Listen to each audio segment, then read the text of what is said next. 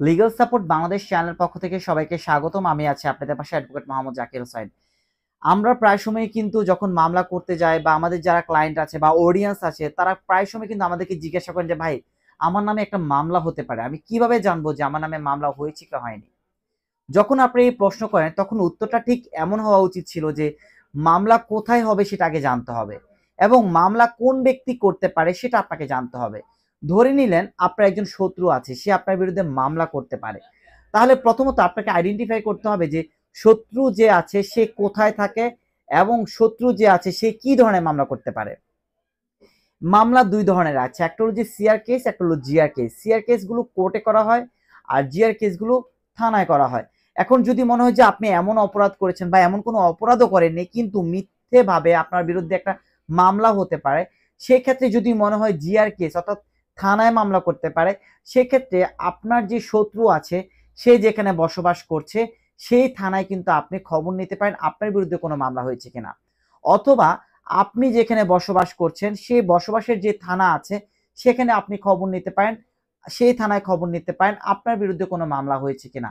অথবা আপনি যেখানে ব্যবসা করছেন, আপনার যেখানে কর্মস্থল সেটা যে থানার আন্ডারে পড়েছে সেখানে আপনি খবর নিতে পারেন, সেই থানার আন্ডারে খবর নিতে পারেন আপনার বিরুদ্ধে কোনো মামলা হয়েছে কিনা। যখন আপনি থানায় দেখলেন আপনার বিরুদ্ধে কোনো মামলা হয়নি, তার মানে আপনি অনেকটাই স্যাটিসফাইড যে আপনার বিরুদ্ধে কোনো মামলা হয়নি। তবে থানায় মামলা ছাড়াও যদি কোনো গুরুতর মামলা থানায় না নেয়, সেক্ষেত্রে সিম্পল যদি কোনো মামলা হয় সেক্ষেত্রে আপনি খোঁজ নিতে হবে কোর্টে মামলা হয়েছে কিনা। এতক্ষণ তো আপনি খোঁজ নিলেন থানায় কোনো মামলা হয়েছে কিনা, মামলা হয়নি, এখন কোর্টে কিভাবে খোঁজ নেবেন?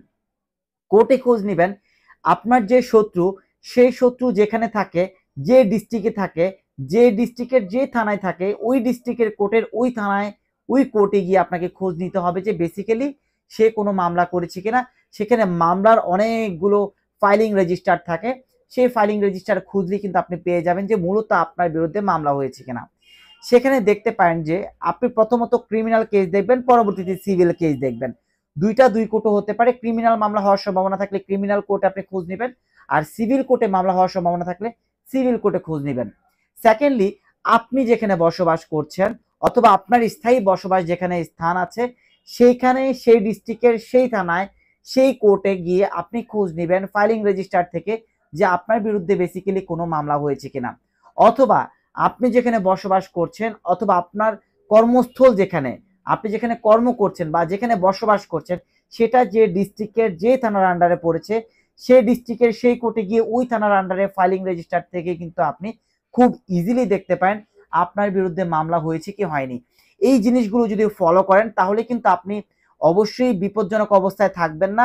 যখনই আপনি বুঝতে পারবেন যে আপনার বিরুদ্ধে কোনো মামলা হচ্ছে তখনই কিন্তু একটা বিশ্বস্ত আইনজীবী ধরে আপনি কিন্তু এই তথ্যগুলো খুব ইজিলি পেয়ে যেতে পারেন।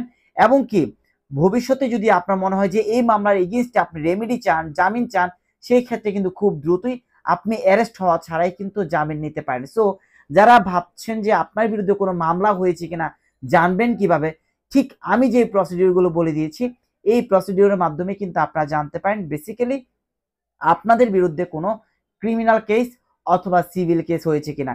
এরপরও যদি উক্ত বিষয় নিয়ে কোনো কিছু জানার থাকে, বোঝার থাকে, অবশ্যই আপনারা আমাদেরকে ইনফর্ম করতে পারেন।